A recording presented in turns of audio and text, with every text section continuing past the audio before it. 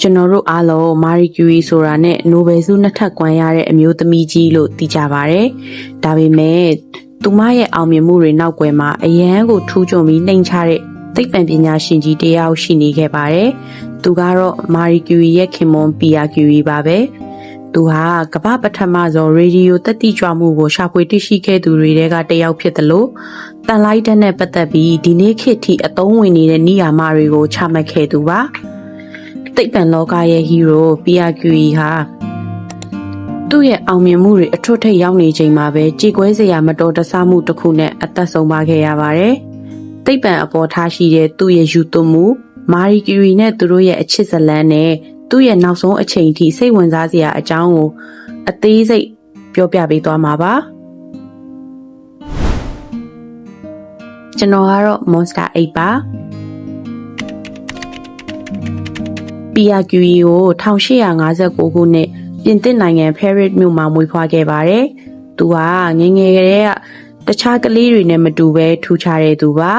။စာသင်ကျောင်းထက်သူ့ဖခင်စီကနေအိမ်မာတင်ပညာသင်ယူခဲ့ပါတယ်။သူ့ဖခင်ကလည်းဆရာဝန်တဦးပါ။သူ့ရဲ့ဉာဏ်ရည်ကဘလောက်ထက်မြက်တယ်လဲဆိုရင်အသက်16နှစ်မှာပဲဘွဲရခဲ့ပြီး18နှစ်အရွယ်မှာသင်္ချာနဲ့ရူပဗေဒမဟာဘွဲကိုရရှိခဲ့ပါတယ်။သူဟာအသက်20ကျော်အရွယ်မှာပဲသူ့အကိုနဲ့ပေါင်းပြီးဖီအားကြောင့်လျှက်စစ်ထွက်ခြင်းဆိုတဲ့အံ့ဩစရာရှာဖွေမှုကြီးကိုလုပ်နိုင်ခဲ့ပါတယ်။ဒါဟာဒီနေ့ခေတ်ကတားနာရီတွေနဲ့မိုက်ခရိုဖုန်းတွေမှာအသုံးပြုနေတဲ့အခြေခံသဘောတရားပဲဖြစ်ပါတယ်။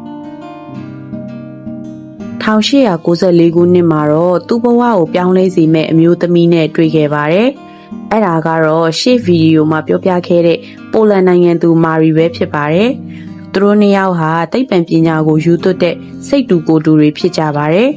။ပီယာဟာမာရီကိုချစ်ရည်ဆိုခဲ့ပေမဲ့မာရီကျူရီကပိုလန်ကိုပြန်ချင်နေခဲ့တာကြောင့်ငြင်းခဲ့ပါသေးတယ်။ဒါပေမဲ့ပီယာကသူမကိုသိပ္ပံပညာအတွက်နှစ်ယောက်အတူတူအလုပ်လုပ်ကြရအောင်လို့စီးရုံးနိုင်ခဲ့ပြီး1895ခုနှစ်မှာလက်ထပ်ခဲ့ကြပါတယ်။သူတို့နှစ်ယောက်ရဲ့ပြားရည်စံခရီးကတော့ပြင်သစ်ကျေးလက်မှာစပိန်ပတ်စည်းတာပါပဲ။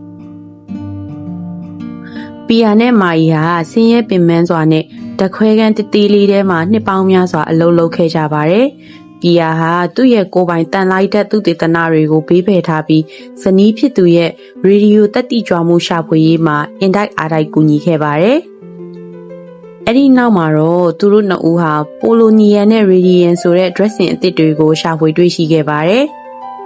1903ခုနှစ်မှာသူတို့ဇနီးမောင်နှံဟာယူပဗေဒပညာရဲ့အတွက်နိုဘယ်ဆုကိုရရှိခဲ့ပါတယ်။တကယ်တော့နိုဘယ်ဆုကော်မတီကမာရီကျူရီကိုချန်လက်ထားခဲ့ဖို့ကြိုးစားခဲ့ပေမဲ့ပီယာကသူ့ဇနီးမပါရင်သူ့ဆုကိုညှင်းပယ်မယ်လို့တင်းမာမာပြောခဲ့တာကြောင့်မာရီကျူရီဟာပထမဆုံးနိုဘယ်ဆုရအမျိုးသမီးဖြစ်လာခဲ့တာပါ။ဒါပေမဲ့သူတို့ရဲ့ပျော်ရွှင်မှုတွေကကြာရှည်မခံခဲ့ပါဘူး။ပီယာဟာရေဒီယိုသက်တိကြွပစ္စည်းတွေကြောင့်ကျန်းမာရေးချွတ်ယွင်းလာပြီးကိုယ်လက်တွေနာကျင်နေခဲ့ပါတယ်။သူ့ကိုသေစေခဲ့တာကယောဂမဟုတ်ပါဘူး။1906ခုနှစ်ဧပြီလ19ရက်ဖဲရစ်မြို့ရဲ့မိုးတဲထန်နေတဲ့နေ့တစ်နေ့မှာပီယာဟာလမ်းလျှောက်ပြီးလမ်းကူးနေတော့မြင်း6ကောင်ဆွဲတဲ့လှဲကြီးတစ်စီးနဲ့တိုက်မိသွားပါတယ်။သူလဲကျသွားတဲ့အချိန်မှာလဲဘိန်းကသူ့အုံနောက်ကိုနင်းသွားတာကြောင့်အသက်48နှစ်အရွယ်မှာပဲအဲ့နေရာမှာတင်ပွဲချင်းပြီးကွယ်လွန်သွားခဲ့ပါတယ်။ဒီသတင်းဟာမာရီကျူရီအတွက်တော့ကဘာပြတ်တယ်လို့ပါပဲ။ဒါပေမဲ့သူမဟာပီယာမပြီးဆုံးခဲ့တဲ့အလုပ်တွေကိုဆက်လုပ်ဖို့ဆုံးဖြတ်ခဲ့ပြီးသိပ္ပံလောကမှာဆက်လက်တောက်ပခဲ့ပါတယ်။ပီယာကျူရီဆိုတာအတိမတ်ပြုခံရဖို့ထက်အမှန်တရားကိုရှာဖွေဖို့ကိုပဲမျက်နှိုးတဲ့ပညာရှင်စစ်ပါသူဟာ dressing အသစ်တွေကိုမူပိုင်ခွင့်မယူခဲ့ပဲကဘာကြီးအတွက်အခမဲ့ပေးရခဲ့သူလည်းဖြစ်ပါတယ်ဒီကနေ့သိပ္ပံပညာရဲ့အခြေခံအုတ်မြစ်တွေမှာပီယာကျူရီရဲ့စွမ်းဆောင်ချက်တွေအများကြီးပါဝင်နေပါတယ်ပီယာကျူရီရဲ့အလောင်းကိုပထမဆိုတဲ့ဒေတာမှာမြုပ်နှံခဲ့တာပါဒါပေမဲ့1995ခုနှစ်မှာတော့သူနဲ့မာရီကျူရီတို့ရဲ့သိပ္ပံဆိုင်ရာစွမ်းဆောင်ချက်တွေကိုဂုဏ်ပြုတဲ့အနေနဲ့ပြင်သစ်အစိုးရကသူတို့နှစ်ဦးရဲ့ရုပ်အလောင်းတွေကို